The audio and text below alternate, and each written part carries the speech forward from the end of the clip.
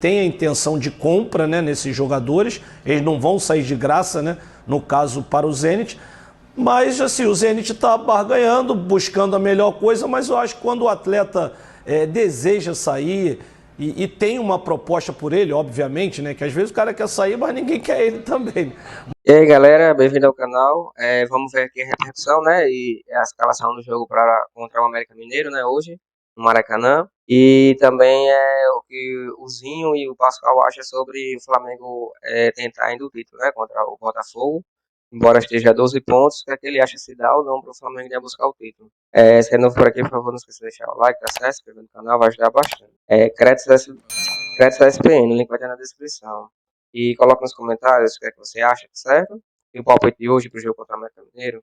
Vamos pro vídeo. Para as outras equipes abaixo é muito pequena, são 2 pontos, 3 pontos. Então, assim, na teoria, seria essa equipe a ir na caça do Botafogo, né? Porque, na minha opinião, é a que tem o melhor elenco do Brasil. Mas eu acho que o Palmeiras, o próprio Fluminense, o Grêmio, eles podem almejar isso.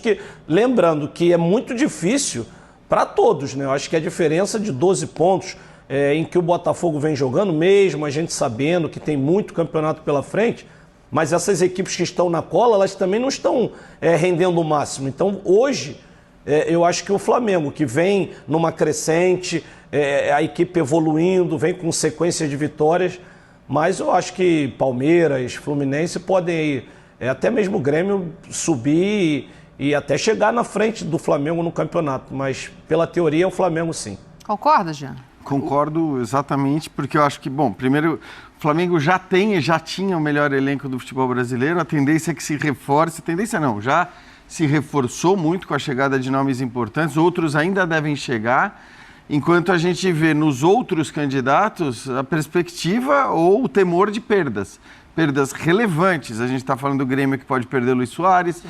A gente está falando do Palmeiras que pode perder o Gustavo Gomes, estamos falando de caras muito grandes e muito relevantes que mudam completamente o potencial dessas equipes.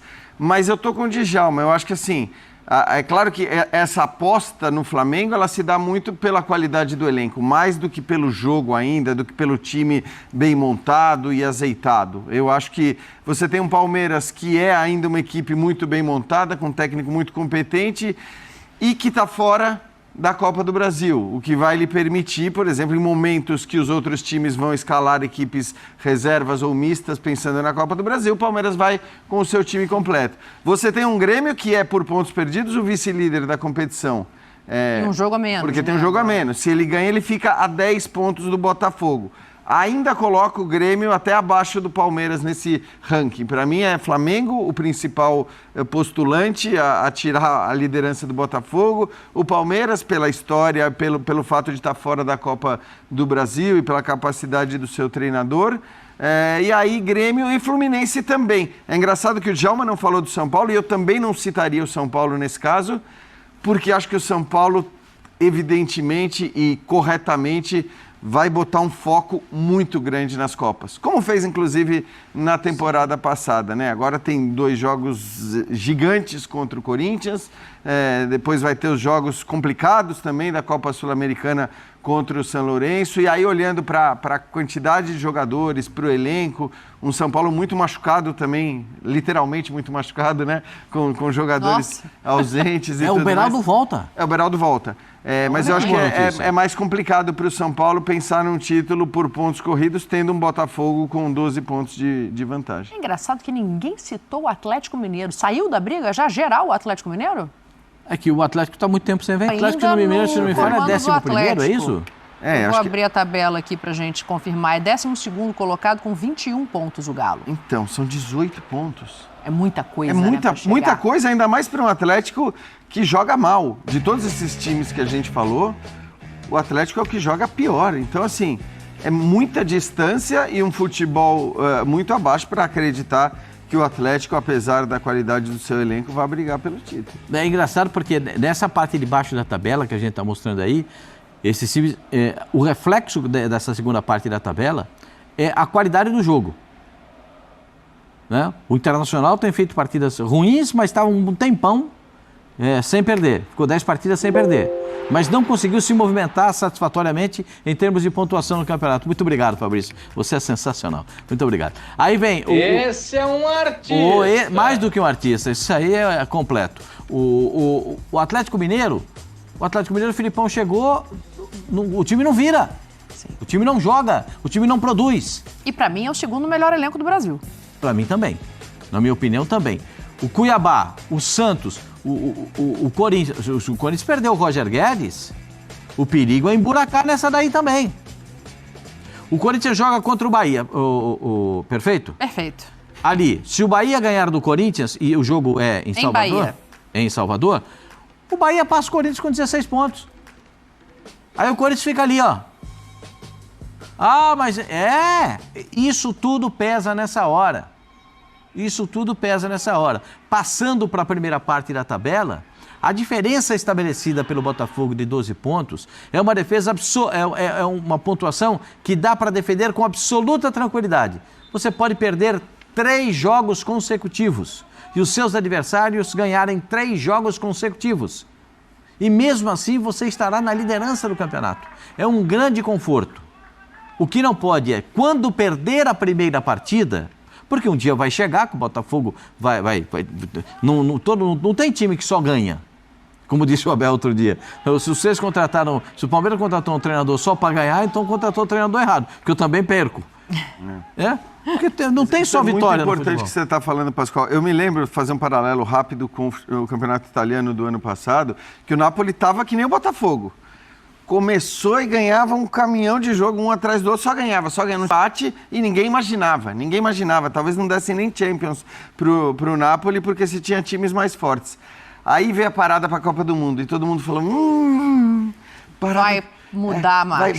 Vai acabar com aquele embalo, com aquela euforia. Aí volta da Copa do Mundo, o Napoli, primeiro jogo, perde, primeira derrota no campeonato, perde para a Inter. E todo mundo falou, ixi, olha lá. Olha lá, era o que ia acontecer. A parada para a Copa do Mundo acabou desmontando o time, agora psicologicamente. E pelo contrário, foi um time que conseguiu se manter psicologicamente bem, que conseguiu, perdeu aquele jogo, depois para voltar a perder demorou 15 rodadas e acabou campeão. Então, eu acho que isso que o Pascoal está falando é muito importante no Botafogo e precisa ser trabalhado. Sim. A consciência de que uma hora... o time vai perder. Pode ser que venha a ser campeão invicto como o Internacional em... Quando foi? 79? 79. Diz aqui Fabrício da Fiel. Ele sabe... Rubens Minelli era o treinador. Exato. O único, né, campeão invicto brasileiro até hoje. E acho que nos pontos corridos isso se torna ainda mais improvável. Sim. Então, assim, é muito difícil. Então você tem que ter a consciência de que uma hora a derrota vai chegar e que se chegar não pode virar uma tragédia. É desespero, né? porque Exato. é só uma derrota. Sim. E você ainda tem mais 9 pontos de diferença. Vantagem com essa derrota. Sobre Isso o segundo se o colocado. vice-líder ganhar na rodada que o Botafogo perder, Exatamente. né? Porque, Então... por exemplo, a gente coloca o Flamengo, Pascoal, nessa conversa, né? Vai jogar com a América agora no final de semana. A grande vantagem, ao meu entender, do Flamengo é o elenco que tem para se dividir entre as competições.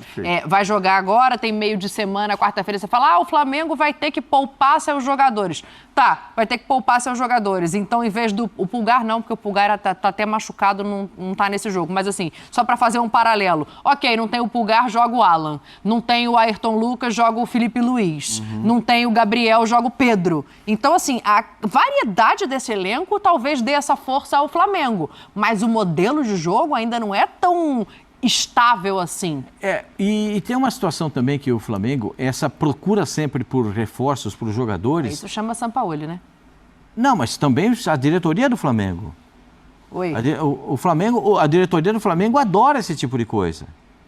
Porque o Flamengo está sempre nos holofotes. Todos os dias o Flamengo é lembrado. Vai contratar o Claudinho, vai contratar o Wendel. Aí o Wendel dança a música do Gabigol. E aí o pessoal do Zenit... A gente tem a imagem. Hã? A gente tem essa imagem, daqui a pouco Tem a gente isso? pode mostrar. Tem. Aí tem o Zenit que fala para ele, tô pagando o seu salário, pode voltar aqui para São Petersburgo. Você está fazendo o que aí no Rio de Janeiro que você não voltou? Todo mundo está treinando. E você não. Aí, o Wendel. Sobe o som aí pra gente ouvir. estar disponível para aceitar a proposta. Só que tem um clube do outro lado, que é o Zenit, que é a mesma coisa do Claudinho. O Claudinho e o Flamengo já se acertaram há muito tempo. Toda a questão agora é o pagamento que está sendo debatido entre o Flamengo e o Zenit. Acho que vai valer a mesma coisa para o Wendel. O que se tem de notícia é que o empresário do Wendel deve chegar amanhã a São Petersburgo, porque a viagem ficou muito longa para a Rússia por conta da guerra. Sim. Então você tem que, não dá mais para ir por Paris, você tem que desviar, é uma rota muito complicada e demora muito para chegar. Vai tentar conversar com o Zenit. É bom lembrar que o Zenit não faz nenhuma questão de vender os seus jogadores. Zero questão. Eu já disse isso aqui para vocês. Sim. O Zenit tem zero problema de dinheiro. Zero. Porque o patrocinador é uma empresa de gás e o gás é o forte da Rússia. Para quem não sabe, a Rússia abastece os países europeus no gás. Abastecia, pelo menos. Abastecia. Se continuará sendo a realidade, não sabemos. Teoricamente, né? Sim. Porque a gente também não sabe, depois desse esse movimento da guerra. Então, dinheiro não, eles não têm. Tanto que eles contratam jogadores. O Zenit se reforçou agora com 3 ou 4 jogadores do Corinthians. Né? 3 ou 4 jogadores do Corinthians. O Wendel já tinha se manifestado que não tinha interesse em voltar a jogar pelo Zenit. Mas ele tem contrato até 2027. Ele acabou de assinar um contrato no ano passado com o Zenit. Aí, Djalma, não sei. Quanto é que pesa a vontade do jogador pro clube também, né? Porque o Claudinho já deixou claro. Eu quero ir pro Flamengo. Pra mim tá tudo certo. Aí estão negociando. Agora o Wendel vem e posta um vídeo. Não, mas o Claudinho tá lá, jogou a Copa da Rússia. Jogou 62, 63 ele tá fazendo o trabalho dele, ué. O Claudinho está tendo o comprometimento de um atleta profissional. Claro. Só minha opinião a respeito do que o Wendel fez. Isso aí depõe contra ele lá na Rússia. Mas ele também não fez nada em campo. Se ele chegar lá e jogar em campo da mesma maneira como sempre jogou, se empenhar, não faltar treino, chegar na hora, eu acho que não tem nada Pede para não voltar e dança a música do Gabigol? Você acha que os caras estão felizes? Você acha que os caras são felizes com ele lá? Você ficaria feliz com ele ser o presidente do Zenit? Não, tem razão. Pediu para não voltar, eu não levei em conta esse fator. E aí, Djalma, como é que é essa equação aí para fechar? Dani, eu vejo que nos dias de hoje, cara, quando o jogador ele quer sair, eu acho difícil a coisa não sair, porque assim, o clube fica numa situação incômoda, porque você tem um jogador insatisfeito, não é a pior coisa que tem. Então você, lógico, você não vai entregar o seu ativo, né, que vai procurar sacar o máximo dele, né, que o Flamengo tem a intenção de compra, né, nesses jogadores, eles não vão sair de graça, né, no caso para o Zenit, mas assim, o Zenit está barganhando, buscando a melhor coisa, mas eu acho que quando o atleta deseja sair e tem uma proposta por ele, obviamente, né, que às vezes o cara quer sair, mas ninguém quer ele também, mas quando tem clubes interessados, aí é uma questão de tempo, acho que o acordo sai, quando ambas as partes querem, né, o jogador e o clube quer contratar, para os casos. No caso do Thiago, eu acho que é mais provável, porque realmente ele já demonstrou que não quer. O Claudinho não. O Claudinho está na sua posição lá, aguardando as negociações, se der certo, ok, se não, ele continua o seu trabalho no Zenit. Mas a do Thiago, quando o jogador já demonstra tudo isso, Wendel, até mesmo o clube fala com todo o valor que você tem, desculpa, o Thiago não, o Wendel, eu confundi com o Thiago, que o Flamengo queria um tempo atrás, né? Sim. Agora o Wendel. Então, quando é verdade, são volantes parecidos até as características, mas até gosto mais do Wendel, né? O Wendel que jogou no Fluminense. Isso. Então, assim, eu acho que o caso do Wendel eu acho mais fácil de solucionar. E o do Claudinho vai ser negociação financeira mesmo. Mas eu acho que o Wendel já demonstrou, acho que um vídeo desse você não posta à toa, né? Tem sempre aquele fundinho já de verdade, cavando até uma situação. É bom lembrar que ele custou 20 milhões de euros para o Zenit. E que o Zenit pagou 705, o Sporting em Portugal pagou 700